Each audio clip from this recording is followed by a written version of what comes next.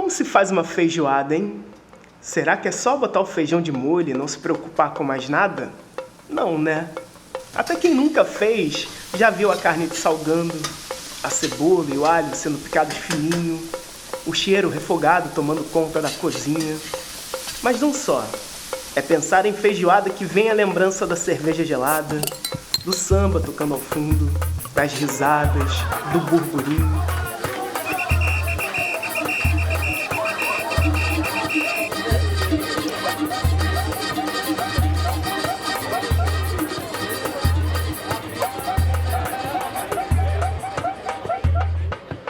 Oi, meu nome é Jandir e no episódio de hoje vamos conhecer um pouco mais da feijoada de Preto Velho, que acontece há muito tempo na colônia.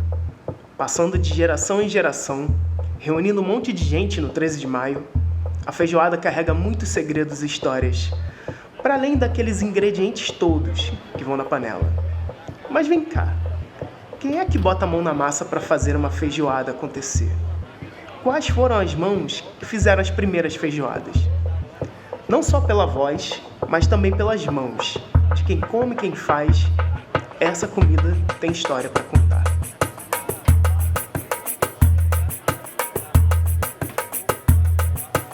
Eu vim contar mais histórias.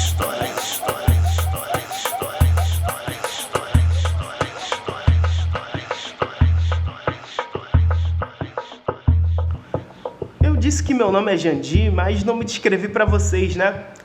Bem, eu sou um homem pardo, de pele clara, alto, magro. Eu tô com uma barba grande e cabelo cacheado, preto, mas já tem vários fios brancos nele. E eu tava vestido com uma camiseta e uma calça branca quando ouvi o convidado de hoje. Reinaldo Santana é diretor de cinema e teatro, um movimentador político e cultural importante e que eu conheci quando um dia participei de uma roda de conversa debaixo de uma árvore frondosa.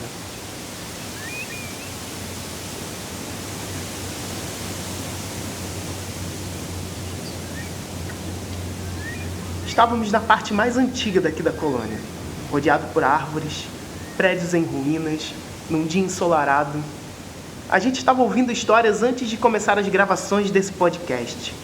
Reinaldo foi um dos nossos convidados e, ao ouvi-lo, entendi seu papel como um contador de histórias. E que um contador de histórias tem na sua voz o eco das vozes de muitas pessoas. Inclusive, ele conta até a história de uma certa feijoada. Bem, vamos ouvir essas histórias?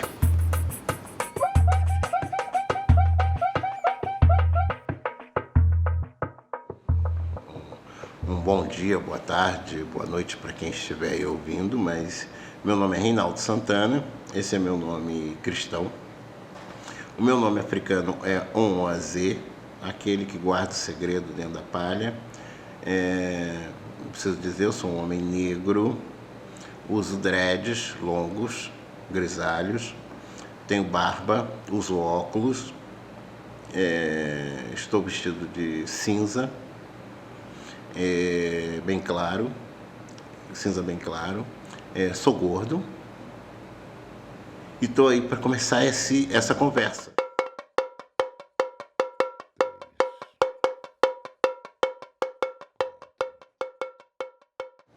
A colônia Juliano Moreira, ela acaba sendo um receptáculo.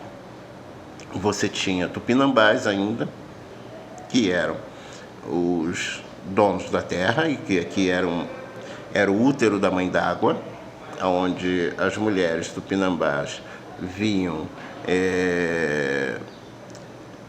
propiciar suas barrigas a serem férteis,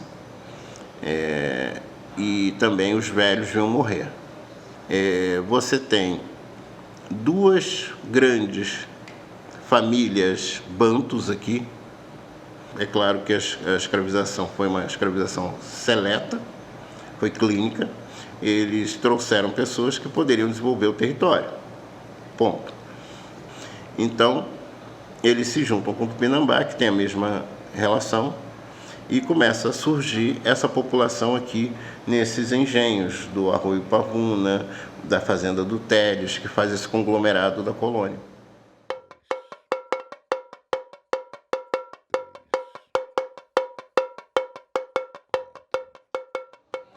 E aí nós saltamos, damos um salto para o dia, a véspera da libertação da escravatura.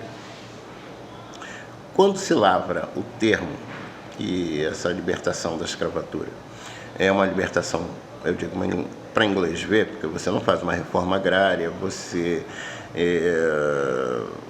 não tipica as pessoas, você não documenta as pessoas, você, Rui Barbosa queima os arquivos da alfândega, né? Algum tempo antes, né? Uns 2, 3 anos antes. Um ano antes, você constrói o presídio do Frei Caneca e logo depois o manicômio da Praia Vermelha e depois, em seguida, o Pedro II. São manicômios que vão absorver pessoas que vão estar na rua. Os caras trabalharam clinicamente nesse processo de eu vou ter 8 milhões de pessoas na rua. Se eu der libertação, essas pessoas vão ter que ser absorvidas em algum lugar. Elas não vão ter casa. Elas vão virar malsins na época, que era o bandido de rua, que era o nosso assaltante de rua. Elas vão ficar e vão enlouquecer. Então você tem que criar o hospital, você tem que criar a estrutura, sabendo que o capitalismo é isso. Está entrando imigrante, assalariado, está saindo uma população escravizada. Então eu vou ter que criar um outro lugar.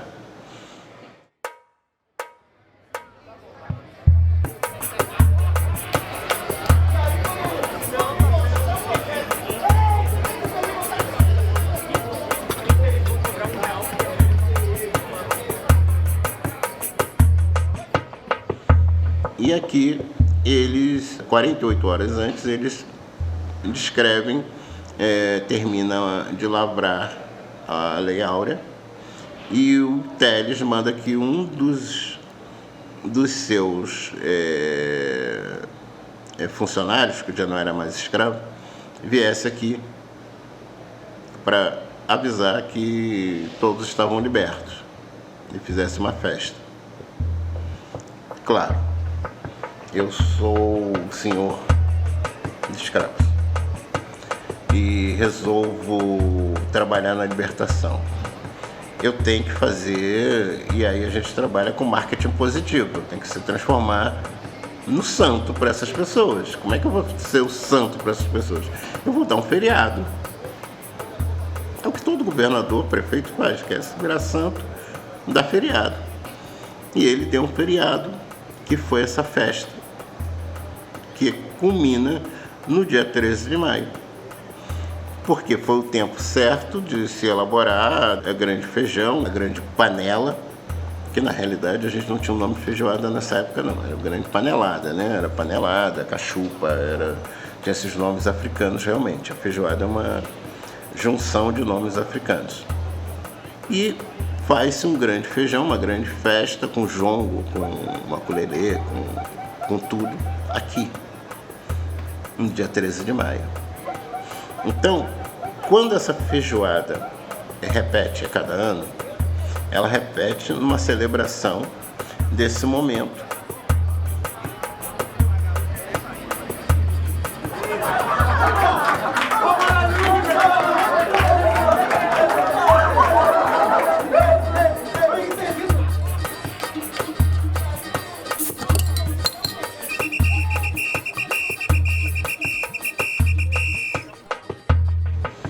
E eu consegui pensar como é que se revive essa questão dos escravizados aqui, como é que se revive buscando ancestralidade. Aí eu fui aos oráculos, fui aos mais velhos, conversar com Preto Velho, conversar com Manji Santo da região, entender muito essa história dos famintos, da fome que se instaurou nessas pessoas. Não é uma fome de comida, é uma fome de liberdade, uma fome de reconhecimento, uma fome de referência. Que essa feijoada, ela acaba sendo essa referência, acaba sendo uma cultuação. Você às vezes acha que o espírito morreu de fome, não, ele morreu de fome de cultuação, de referência, de reconhecimento. Então, às vezes, e os egípcios eram muito claros nisso, né? Você pode morrer da carne, mas a sua memória tem que estar viva. Por isso, a mumificação, por isso a criação de referências, de quadros. O Ocidente faz isso, o quadro do meu avô, o quadro não sei o quê. E vamos lá, essa é uma situação que nós negros não temos.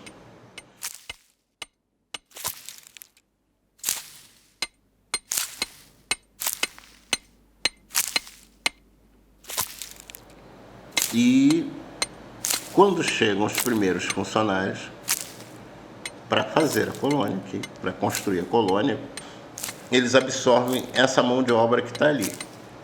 Absorvendo essa mão de obra, você absorve também toda a tecnologia de relação com a terra. Absorvendo essa tecnologia, você absorve o conceito, absorve a religiosidade e o saber. Logicamente, quem vai junto? A feijoada. A feijoada se incorpora dentro do fazer profissional das pessoas que estavam aqui. Então, o psiquiatra que estava aqui, os pacientes e tudo, começam a se incorporar dentro disso. E essa atemporalidade que vem lá de trás, ela começa a se perder num processo e sendo absorvida a partir daí como história dessa instituição. A instituição, quando contrata pessoas da região, ela não contrata pessoas da região para ser administrativo, para ser, sei lá, médico, enfermeiro. Contrata para braçal mesmo. Contrata para ser manutenção, para trabalhar nas oficinas, para arar o terreno. Quer dizer, eu era escravo. Será que eu continuo escravo? Eu continuo no engenho trabalhando. E a feijoada se desloca da senzala para trás no pátio das oficinas. Deslocou 10 metros. E essa população que hoje é a manutenção, né, aquela parte dos funcionários, porque na realidade quem fazia feijoada era manutenção, trabalhador, que era o cara que trabalhava braçalmente, segurança, e também braçal, e o pessoal da limpeza. Né? E aí tinha os motoristas que vinham depois em outro processo.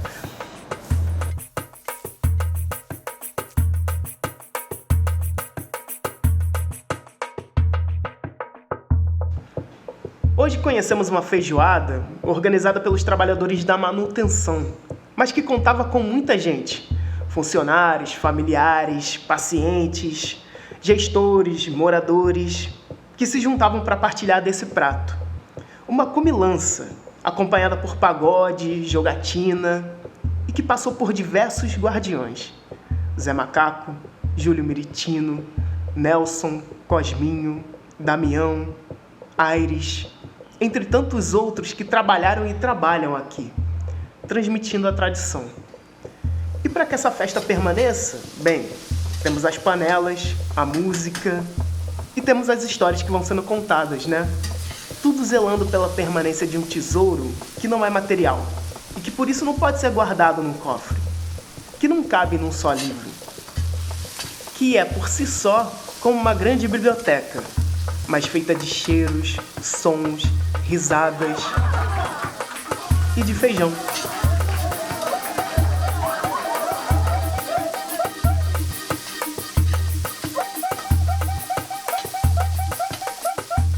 O projeto Eu Vim Contar Mais Histórias é uma realização do Programa de Educação e Arte do Museu Bispo do Rosário, localizado na Colônia, na zona oeste do Rio de Janeiro. No marco do centenário da colônia Juliano Moreira, difundimos as memórias e narrativas relacionadas a este território para além de uma perspectiva institucional marcada pelo passado manicomial. O projeto foi contemplado pelo edital Ações Locais de 2024 E nesta temporada, vocês vão ouvir algumas dessas histórias contadas pela comunidade que reside e trabalha aqui. Estão preparados? Conectem seus fones e aumentem o volume. 3, 2, 1, gravando!